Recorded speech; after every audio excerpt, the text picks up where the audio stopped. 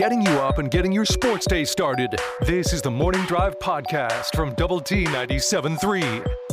Nice to have you with us this morning on Lubbock Sports Station, Double T 97.3 and Double T 97.3.com. Yates Flooring Center chat line is open. Go to the Double T 97.3 mobile app presented by Happy State Bank. Tonight on 100.7 The Score, we'll have the high school fan zone featuring coaches from Monterey and Lubbock High School. Monterey lost over on Friday as they fell to Friendship 39-26.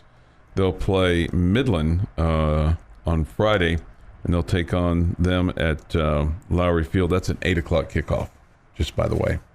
Okay, so if you're kind of planning your Friday already, you can have a semi-late dinner and still make it to, or maybe a regular dinner, make it to the bowl game. Okay. Okay, if you so desire. And then also, Lubbock High coach Juan Rodriguez will join Tommy Wood on the high school fan zone. And they play on Thursday. They'll take on Lakeview, and that game will be at Lowry Field. That's a 7 o'clock kick. And they won last week over Levelland 21-14. So they're 2-1 for the first time since 2011. So good for them. They're off to a good start. Some will lament the fact that Lubbock High is not playing Monterey this year. I'm okay with that. I realize the tradition, the Battle of the Spurs, and all that, but man, I'm for kind of fair being fair there with the Lubbock High kids, because it seems like they've had to go up against behemoths when they don't have the size of the school that some of these others do, or the number of kids out for football. So it seems to be a fairer fight for them. Okay. That's just my take on that. So I'd like to see them have some success. Lubbock High hasn't dropped down a classification, have they, or have they? They went down to. They're not. I don't think they're at the same level A as Monterey. I've got that in my notes. I'll look that up for you. What did you make of Donovan Smith being named the Big 12 Offensive Player of the Week?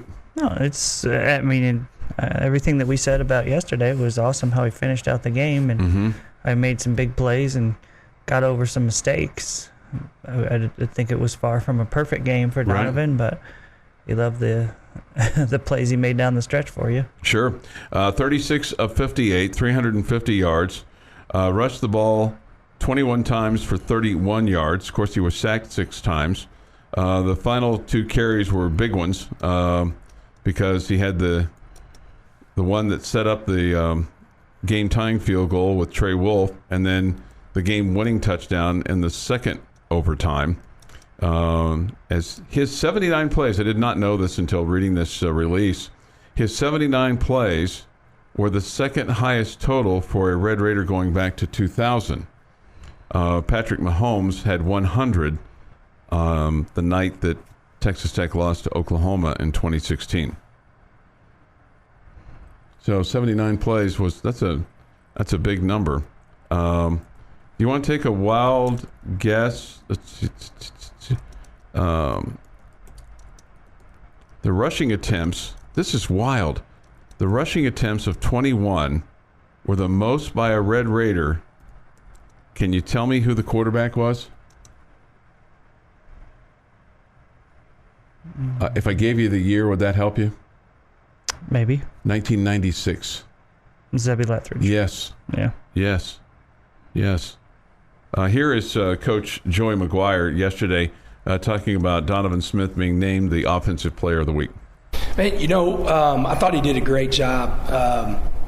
I said it, and I want to say it again. I mean, in this day and age, for a young man, and he's I guess he's a sophomore or sophomore, to not be named the starting quarterback.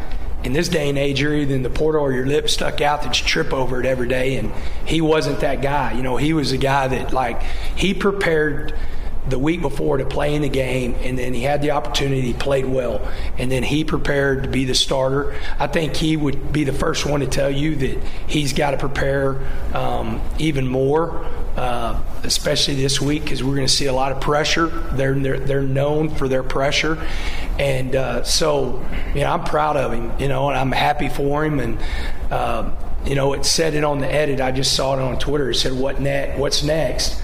That's not a question. So he's got to enjoy that, and maybe that's for less than 24 hours, and then he's got to get ready. He was in there. He's probably still down there, but he and Nehemiah Martinez and Jordan Brown, I think there was more and more guy down there. They were down there watching film, and that's what those guys do. They're leaders and get prepared to play the game. That's Texas Tech coach Joey McGuire. So, yeah, good news for him.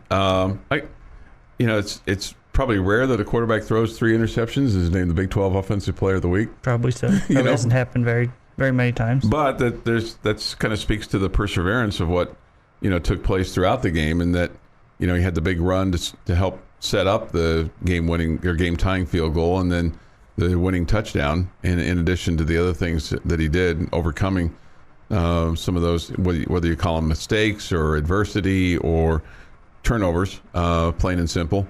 I think that speaks highly of him to be able to finish strong. Sure, sure. Like they did. Yeah, to kind of forget about the the plays where you'd like to have back, and instead you just focus on what's next. Yeah, focus on what's next. Yeah, see, you're catching on. What's next? See, we probably could be better at that around here. What's next? With our successes and, even with our failures. Okay, what's next? Okay. Right? Dust it off. What's next? Right? You didn't do this? Okay, what's next? I didn't know that we were failing in that area. No. I mean, failing may be too strong a word, but I mean, we all have things that don't always go well in our day, right? Sure. Okay. Sure. Some injury notes. Weston Wright, the left guard, will be basically a game-time decision, although he almost called that like a Friday decision because he said with the Fast Friday practice on Friday morning when they work out at like 7:15 in the morning, they'll know then if he's good to go to be able to go to Raleigh or be able to play. That's great news. He aggravated his ankle that he rolled in camp. Yeah, I was worried that we were going to see him gone for a long time. So the fact that we're even hoping that he's back for this Saturday, and even if he's not, I think that's great news. Yeah. So by that I mean that would mean you would expect him to be back next week, for Big 12 start a Big 12 play. So even if he's not back this week, that's good news as far as I'm concerned that he's close. He talked about his recovery time being just a little bit different just because he's 320 pounds. So the amount of pressure or amount of weight that he puts on that ankle is different for him than a lot of us, right? I mean, that's just the way it works. They also will get Chad Townsend back, Chadarius Townsend. They'll get LD Moore back, who'd I think had a hamstring or problem, and then Jordan Brown back as well. Adrian Fry will be also a game time decision. Could use him. Could use him as well. So that's the good news for the most part. For the most part, with the exception of Tyler Shuck, I mean, you've so far stayed pretty healthy the first couple of weeks of the season.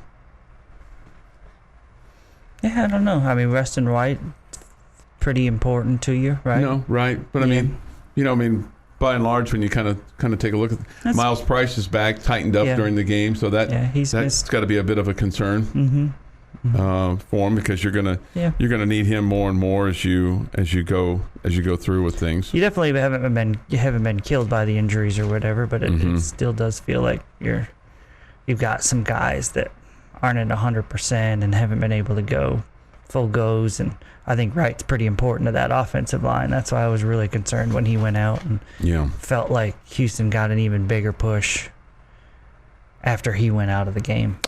One other guy that he talked about a little bit yesterday, Krishawn Merriweather, remember, and he got kind of dinged up in the end zone a little bit.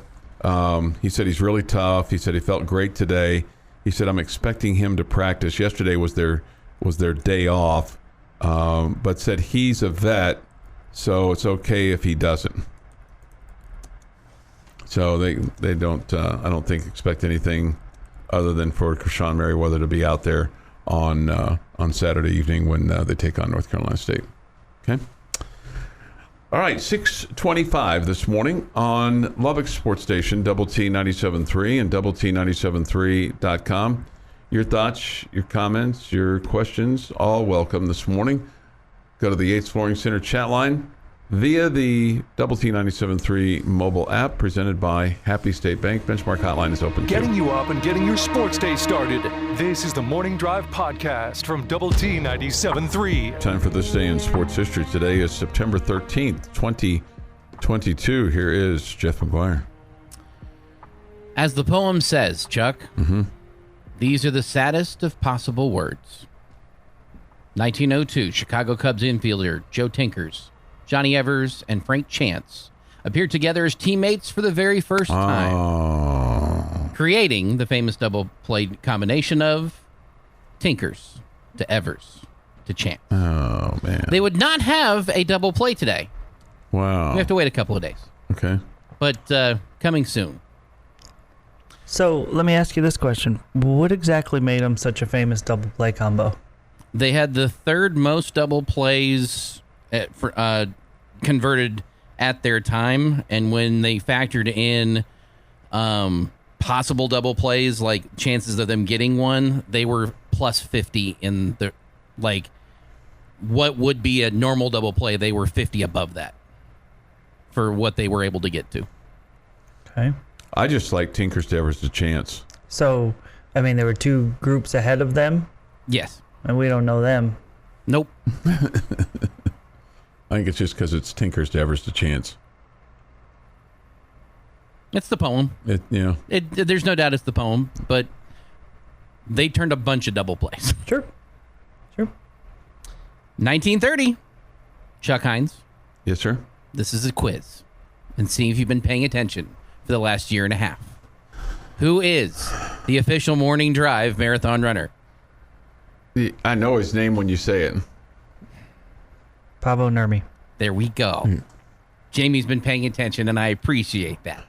He runs in 1930 a world record 20,000 meter, 1 hour, 4 minutes, 38.4 seconds. 1958, Braves' Warren Spahn is the first lefty to win 20 games or more 9 times. Gosh. 1963, Jim Button's 20th clinches the Yankees' 28th pennant. 1965, Willie Mays' 500th home run in a Giants' 11th straight victory.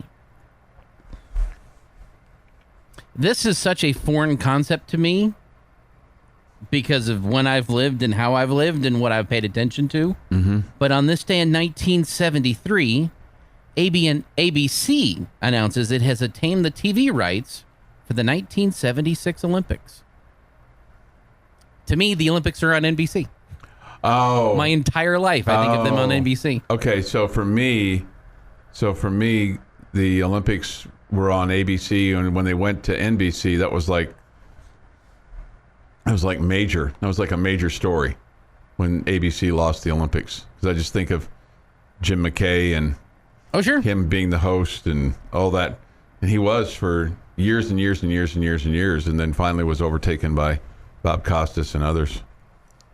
1982, Major League Baseball Philly Steve Carlton tosses a complete game shutout and hits a home run for the fourth time in his career in a 2-0 win over St. Louis at Veterans Stadium.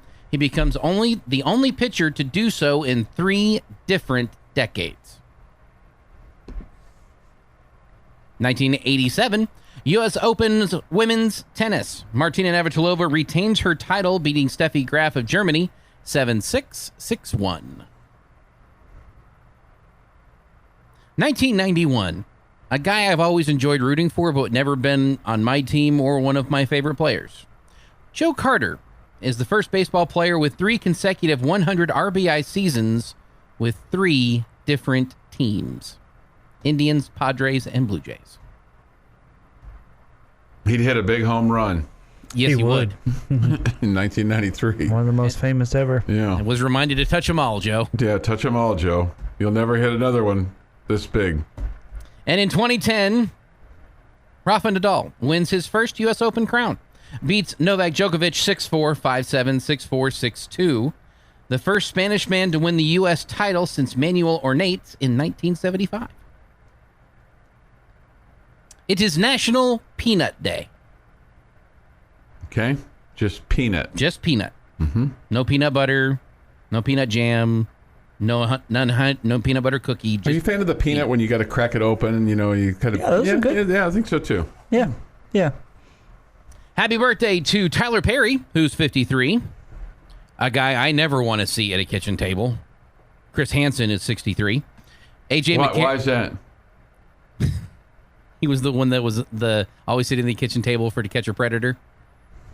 Okay. You never watched? Yeah. Like, he was the cue that you were about to get arrested. Oh, okay. Yeah, never want. I haven't done anything wrong. I don't want to see him at a kitchen table. AJ McCarron, 32. Brad Johnson, 54. And Bernie Williams, 54 today. He was a really good Yankee, wasn't he? He was great. Really good guitar player, too. Classic guy. Mm-hmm. And on this day, gentlemen, in 1990, this was heard for the very first time. Oh. The drama series Law and Order premiered on NBC. It would go on to become one of the longest-running primetime dramas in TV history and spawn several popular spin-offs. Their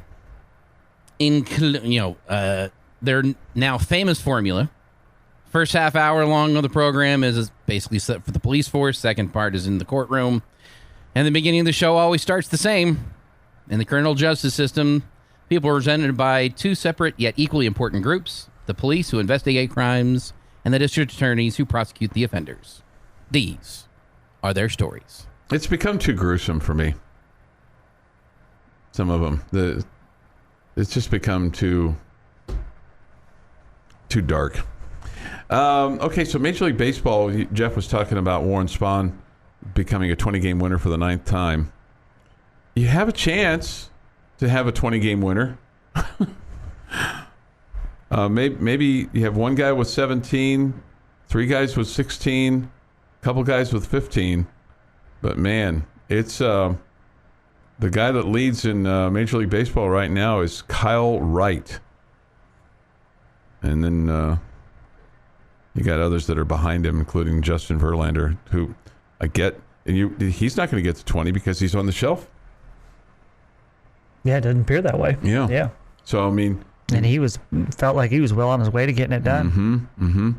You got 2 guys from the Dodgers, but, are they going to push that hard to get to 20? Probably not, because they're going to set them up, make sure that they're healthy and rested and, fine-tuned for a big playoff run. So, a 20-game winner in Major League Baseball is becoming rarer and rarer, almost like a 300 hitter.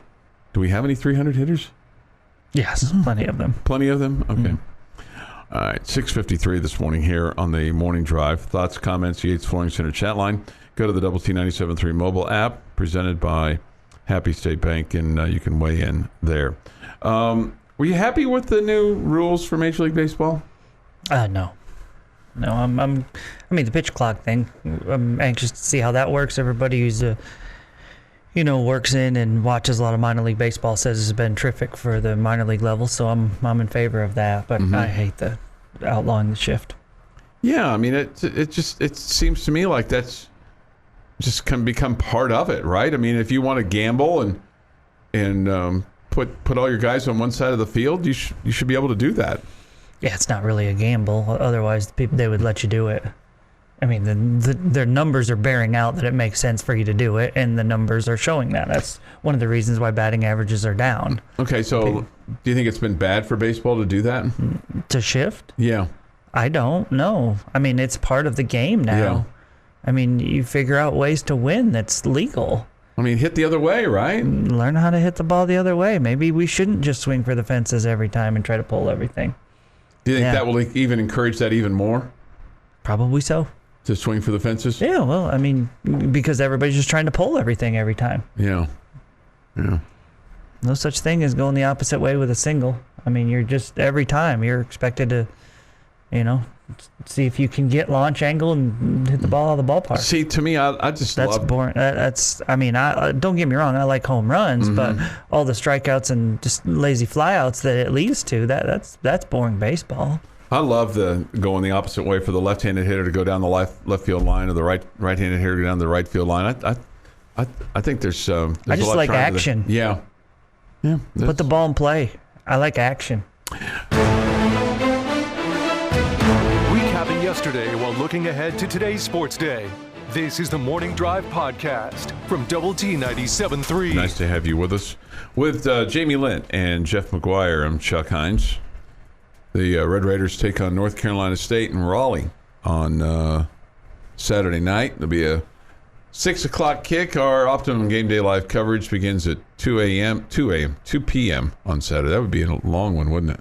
That would be a long one, yes. 2 a.m. Let's not try that. 2 p.m. on Saturday afternoon. The kickoff is at 6. So they'll go down to Raleigh. Yesterday, Coach Joey McGuire met with the media, and he's settling into we're settling into our routine with Coach McGuire in terms of what the expectations are, kind of how things go. He's pretty candid, pretty open. He's not short of words. Okay. And one of the things that he was asked about yesterday is, after 2 games, what is something about his team that the fans may not know about? I think you probably can see it because our guys are playing hard, but, man, these guys really care about each other. Like Sharadrick, perfect example, Sharadrick. There was no frustration Saturday. Taj was hot, and I know, he wants to be in there and do well, but there was a point that he said, hey, roll with Taj right here. Not to me, but with Coach Perry. And it's just a high care factor of guys that want to win, that care about each other, and pick each other up. I thought the way they played off of each other. I mean, we talk about complementary football. Well, one thing that I haven't talked to y'all or other people about, but complementary football is when you get a stop on defense, you go score on offense. When you give up a touchdown or a field goal on defense, and you go score on offense, you play off of each other. And, man, they're talking about it, and you can hear it, and they're really zoned in. So I think that's the thing that we've really noticed. Man, we got some guys that they want to win, and they're really buying in of, hey, this is how we're going to win football games. So I don't know that was what the questioner was really looking for, but I think it's interesting that Sharadrick has that level of maturity to realize that Taj Brooks had the hot hand on Saturday, because has had to do other things. Yeah, I mean, there's no doubt that Taj was running really, really well at that point, so I thought it made sense to just keep going with him.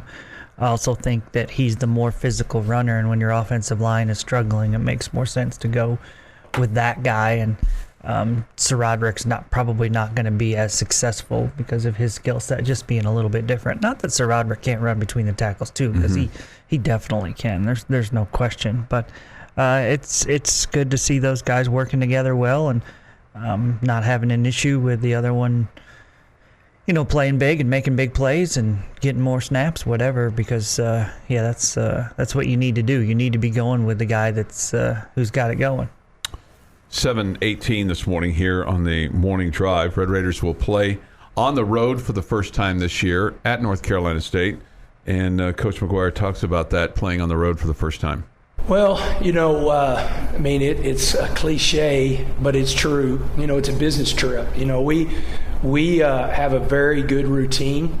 and we stick to it. I mean, we've had a lot of compliments in home games of from the hotel that we stay in, that, hey, man, you guys, I've never seen it. It's like clockwork. I mean, it has a lot to do with our ops staff and how they handle everything. I mean, we want to be loose on Friday. We're going to go to a movie like we do here and kind of relax and enjoy each other.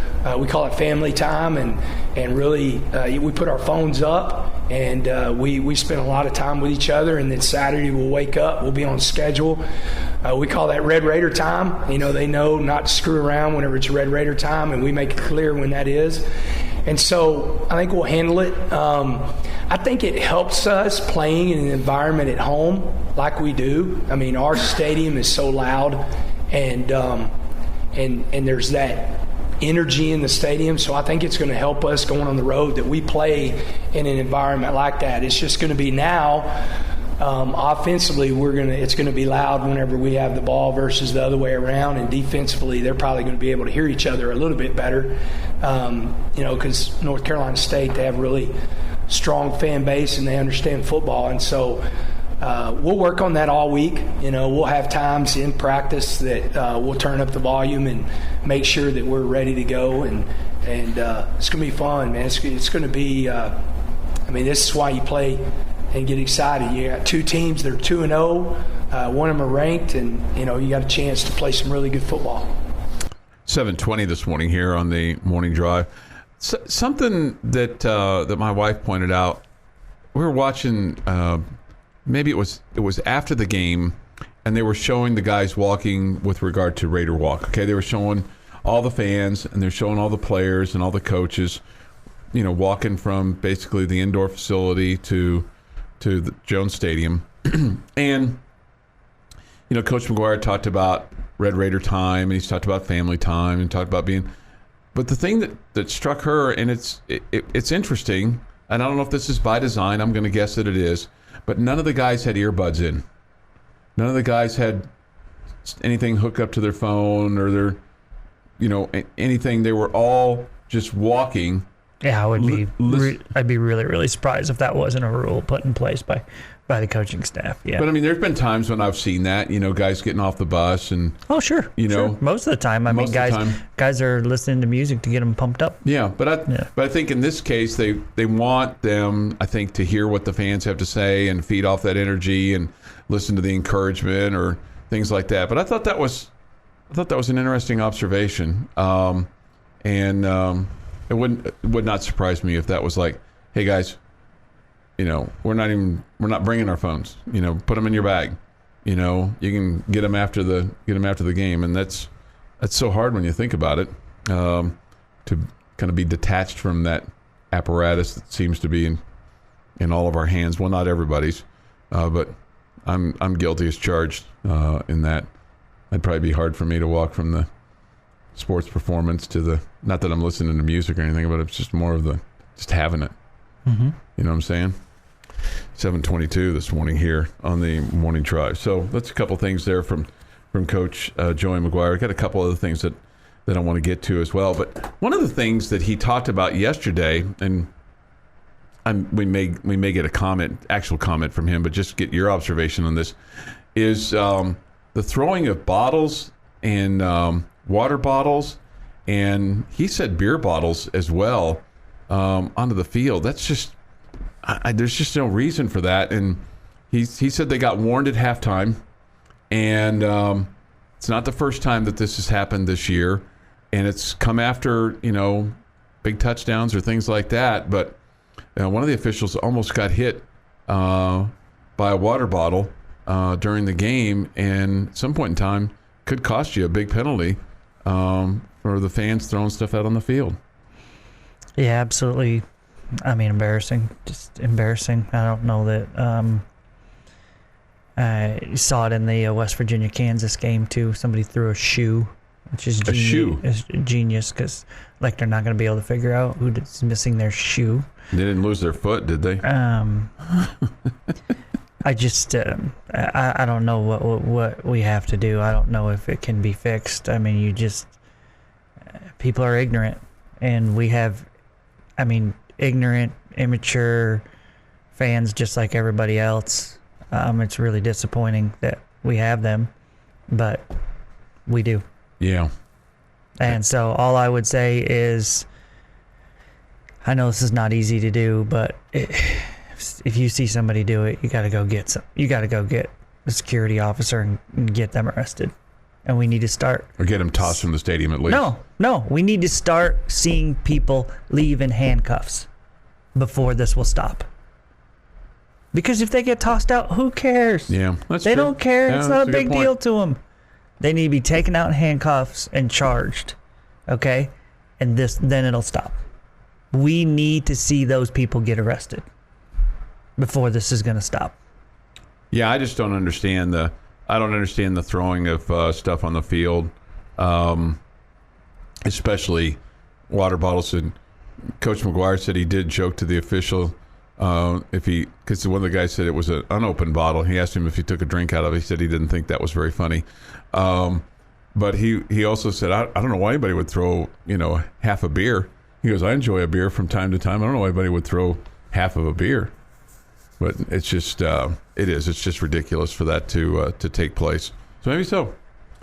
7:25 this morning here on the Morning Drive. Jamie's got a question for all of us next here on Lubbock Sports Station, Double T 97.3. Big plays and even bigger laughs.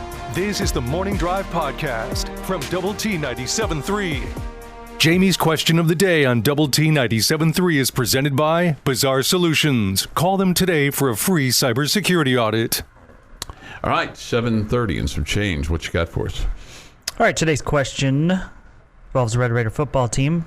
My question is, after 2 weeks, 2 wins for the Red Raiders, who has been the best position group? I think what pops right off of my mind is the defensive line and how they've kind of shored things up. I realize, Murray State, you consider the level of competition, and then, last week what they did against Houston, putting pressure on the quarterback and then allowing less than 100 yards running and not letting Clayton Tune hurt you. The linebackers have something to say about that as well. But I think it starts with those guys up front. I think they've performed more than what I thought they were going to do at the start of the season. Okay. Jeff? I don't have a better answer than that. Running back would be a close second.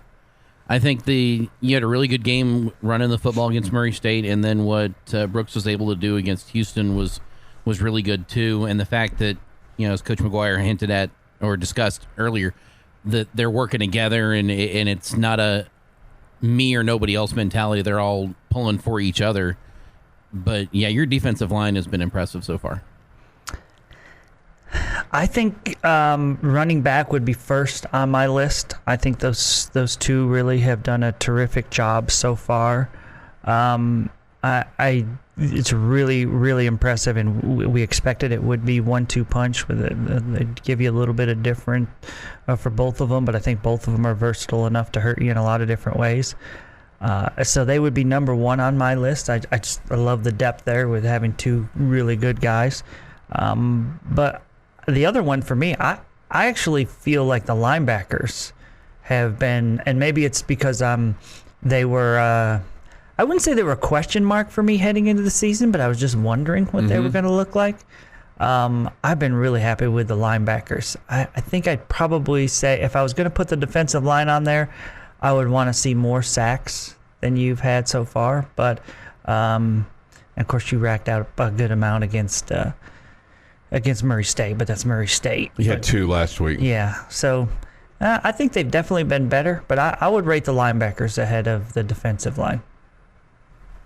Okay. If you have a thought and opinion on that, 806-771-0973 from the Benchmark hotline or the Yates Flooring Center chat line if you have a comment on that.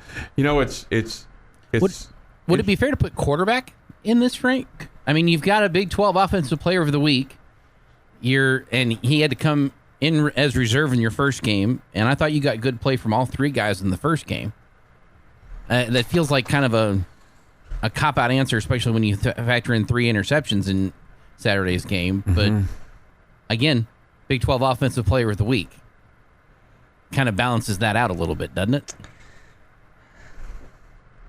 I can't go with you there. I know he was Big 12 Player of the Week, but I thought for the most part on Saturday, the quarterback play was not good.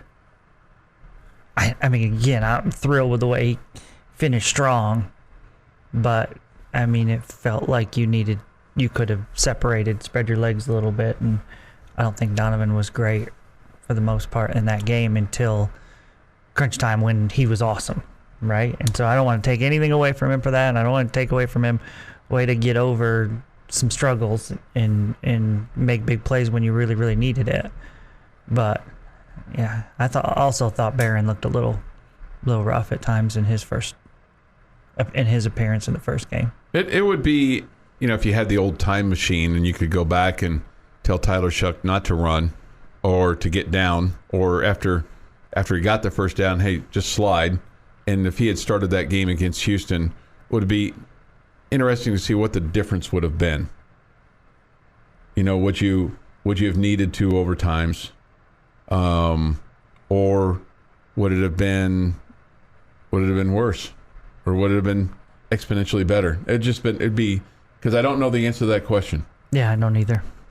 I don't know the answer to that question. I don't. I know that I liked what I saw from Tyler Shuck in this first game. Yeah. Yeah, and I never want to tell a quarterback that you can't run or that you have to slide all the time and all that. I mean, he just may have to do that though. But make a football play with the way his collarbone is or his shoulder is.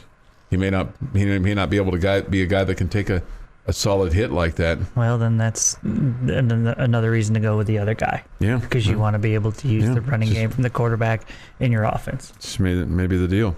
All right. Braden says receiving core gets an A- from me. I think they've been okay.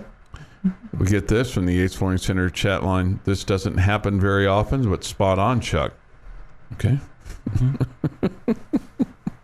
Okay. I always like it. Doesn't happen very often, but I don't often agree. But it's the old blind squirrel in the nut, finding it every once in a while. I think I'm the blind squirrel. Okay. That finds that nut just every once in a while. You're the alert squirrel that seems to. Alert squirrel. You're the alert squirrel that finds the nuts. You're the gatherer. I'm the one that falls out of the tree. No, you're the one that has. You're the one that has all, like this time of year, when you're out looking for nuts and getting them gathered up to store them up for the winter. You're that squirrel that's, while the other squirrels are squirreling around, you're the squirrel that's scurrying around. He's nuts. And gathering up the nuts, and you're the squirrel that the other squirrels are going to knock on your door and say, "Hey, Jamie Squirrel, can I have some nuts? I know that I was just kind of screwing around while you were gathering nuts and having fun, and you were working hard, but man, I'm really hungry. Could you spare a few nuts?" And you're going to say, "Well, you should have been working like me. Sorry about you." And Mr. Squirrel? Jamie Squirrel will say, "I have no problem giving you nuts, but I'm bothered that you made me speak." Here I am chilling at the house. Yeah. And you're with knocking Winfield on my the door. Squirrel, and you're knocking on my door. Could you just sent me an email and say, "Hey, will you leave a couple nuts outside the door for me?" Yeah. I'd have been much happier at that point. What if the squirrels that squirreled around texted you, Jamie Squirrel? Hey, Jamie Squirrel, can I have some nuts? But they got to do it while you're awake.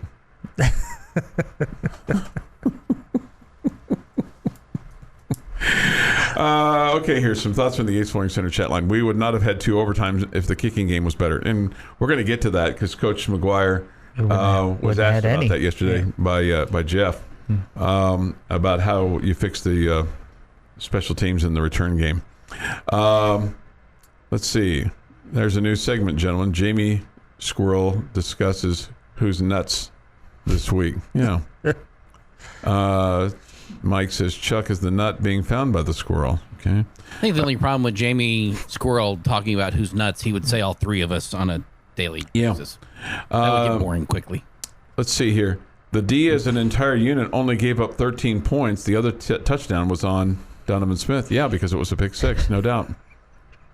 Yep. Going back to our discussion of throwing things on the field and being arrested. That was Jamie's thought, and I you know what, I agree with that. That was a great point. I'm not saying that it's a heinous crime, but I don't think you can deter fans from doing it unless you show some sort of legitimate punishment.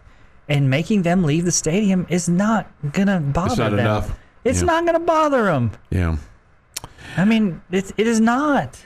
They're like, okay, well, I go home and I watch it on TV for the remainder. Whatever. It's not going to bother them. And I'm not saying just at Texas Tech. I think across the country this is what you have to do. Mm-hmm. I mean, and I'm not saying they should be put away for life, but they have to pay some sort of fine. So you arrest them, you take them, and I mean, I don't know what the fine is. Littering, I mean, if you hit somebody with one of those things and they're half full or whatever, you can attempted assault. I mean, Yeah. I don't know. I don't know if I want to go that deep with it, but go hit them with a $50 fine, okay? Or something. And embarrass them by taking them out of there in handcuffs. Yeah. Embarrass them. Yeah. Okay? Sometimes that's probably worse than a fine. Yeah. No doubt. Especially if it's a grown man. Mm-hmm. He's got to deal with his wife yelling at him the whole time. Yeah, right. What are you doing? What are you thinking? What were you thinking? Recapping yesterday while looking ahead to today's sports day. This is the Morning Drive Podcast from Double T 97.3. Nice to have you with us this morning on Lubbock Sports Station, Double T 97.3 and Double T 97.3.com with Jamie Lent and Jeff McGuire. I'm Chuck Heinz. Yates Flooring Center chat line is open. Benchmark hotline is open. As we come to you from the First United Bank Double T 97.3 studio. I don't think they're open yet, but the ATMs are working. Their online's working. So, sure. Just the brick and mortar, not quite yet. Dude, I think, don't the ATMs work like 24/7? Oh, yeah. They're 24/7. Yeah. Online's pretty much 24/7, right? Just the old brick and mortar. Okay. This from the Yates Flooring Center chat line. Wreck eastbound and westbound of loop and slide. Okay, so probably the one side caused the other side to have a wreck. Direct is westbound on the loop, but you've also got a small accident on the eastbound side at the loop. That from Racer 26. Man, he's a reliable source right there. Racer 26. I wonder if he caused it. Yeah. Was he? Was he racing? No, what do they call it? Where you're rubbernecking? Where they're bumping into each other or whatever. Rubbing? Yeah, it's rubbing. Yeah, was he rubbing? Rubbing. Well, if you're not Racer 26, was he rubbing? You're not racing if you're not rubbing. So somebody says, yep, west. Somebody else says, more speculation. The sun is east in driver's eyes. Yeah. Then we get this. Lent delegates as opposed to regulates. No, that's what he does. That's exactly what he does. Chuck I don't want to have to do all the work. Lent regulates and delegates. Right. Those, both of those things. Racer 26 says, McGuire will tell you I'm definitely a delegator as a manager. Racer 26 says, no, I did not cause this one this time. You've done a Friday night football game this year. You're not afraid to roll up your sleeves and get down in the dirty. I'm a delegator. Yes, Chuck, the internet does not turn off at night. Okay, thank you. I was wondering, but I was pretty sure on that. All right, Red Raiders will take on North Carolina State on Saturday night. We're going to get to this because it's long. So we'll get to this at 8:15 about how they fix the special teams, kicking and return game. So you'll be interested to hear what Coach McGuire has to say about this, won't you? I'm definitely interested. I'm interested to see it work on Saturday. That's for certain. I would guess that truth of the matter is you've got to get more talented at the kicker position. And then you probably have to coach them up in the return game. Yeah. That's probably what I would say it boils down to. Because we're not complaining about, your return man is only averaging 3 yards per return and not explosive and the number's not 20. We're complaining about getting penalized over and over in special teams in the return game. And we're complaining about your return man not getting to the ball and letting it roll. Yeah. Okay, Yep. so those aren't things where we're saying you need the most talented guys in the world to get that done. You just need to be more disciplined to avoid the penalties, number one. And number two, you got to have a return man that's got some guts. Mm-hmm. It's going to go make a play. It's going to go get the ball. So unfortunately for those guys, sometimes they just have no choice. In that if it's nowhere near them, you don't want them to run over there and risk taking a bad bounce and it bounces off their knee or whatever. You can't do that. And some of these rugby style kickers or whatever are kangaroo kickers. Those two, they're running over there and kicking it so it hits the turf, and you have no choice but to get away and let it roll. So that's part of the deal too. All right, so we'll get that from Coach McGuire at 8:15 on how they fix it. Okay, and it's not just play better, but how they fix it. All right, a couple things from Zach Kitley, offensive coordinator. First of all, he talks about Donovan Smith, and this is the first time that he's been available, Coach Kitley, on the final play of the second overtime. Here's Coach Kitley on the quarterback. He did a great job, kind of that was an empty set we had there, and his progression was kind of starting the boundary, then move to the field, and he did exactly what he was coached to do, start to the boundary. You can watch his eyes on tape, move to the field, and there it was. There's just kind of an open hole, and as everybody knows, that's one of Donovan's strengths is finding that and running, and he ran it and walked in the end zone, and then I ran around for about 5 minutes, it seemed like, just running up and down screaming, so it was fun. That was my reaction to that one. So. Interesting, just the presence of mind, be able to see that and be able to take advantage of that and then make that split-second decision to run with the football, all designed. Yeah, and I'm sure that's something that Coach Kitley has coached him up on, and that, hey, we want you to, if you drop back to pass and you see the middle open like that, if we're this close to the goal line, don't sit back there and wait to see if the route opens up. Go. Right. Go. Yeah, Donovan has to be smart, right? If it's 3rd and 22 and you see 8 yards of running room in front of you, don't tuck and run, okay? But if you got a chance to get to the end zone, whether it's in the first quarter or in the second overtime, man, get after it. And so that's Donovan doing what he's supposed to do and dropping back and looking for a receiver. But then if he sees the Red Sea part, and have at it. And isn't hesitation almost the killer of all of us? In terms of you kind of that you have the opportunity to seize the moment and then you don't, and then the moment is by you. I'm sure that happens in life, yeah. So, I think that's well said. So I think that's what you want out of your quarterback is like, we talk about this from a defensive standpoint a lot, that you want them to react, not think, and you want the same thing out of some of your offensive guys. Yeah, the number of times in a football game that a quarterback, whether it be at the high school level or be at the NFL level, the number of times he makes a split-second decision would be mind-numbing for you to count up. The number. Just on every given play, you're talking about, okay, that receiver or that receiver, run or throw. You get to the line of scrimmage, you're like, they're in this defense, so do I call an audible? Do I keep it? You're getting 3 and 4 of them on every play, and that's just, man, that those guys have to be it's different than other positions, right? The other guys have it as well to a certain degree, but it's really difficult, and it's those guys, and that's why film study and those kind of things are so incredibly important for a quarterback, to study a defense that they're about to face and see, okay, if they give me this look, I got to make this decision, or here's what I'm looking for in that situation.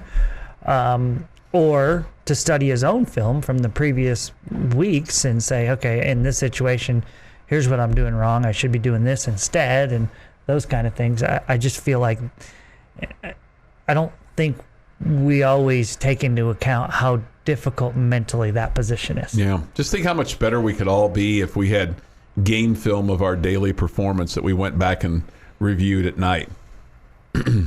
You didn't do the widget right here right, or you didn't say this right, or you didn't do this right, or, the lawyer who didn't ask the question just quite right. Or like an on-demand recording that is being made right now that will be posted on the website that you can listen to at your discretion after the show's over. I actually did that yesterday, Chuck. I did, and I found I didn't have a single pancake block. And I also figured out that I only stood in the way of someone else 30% of the time. So I'm not, I don't think Coach McGuire is going to ask me to be an offensive lineman anytime soon. Syntax Hank says this: Chuck not only speculates he's the king of Fantasy Island. I'm going to take that as a compliment, but I know that it's not. Dip-lin. You've been listening to the Morning Drive podcast from Double T 97.3. For more from Lubbock Sports Station, go to doublet973.com.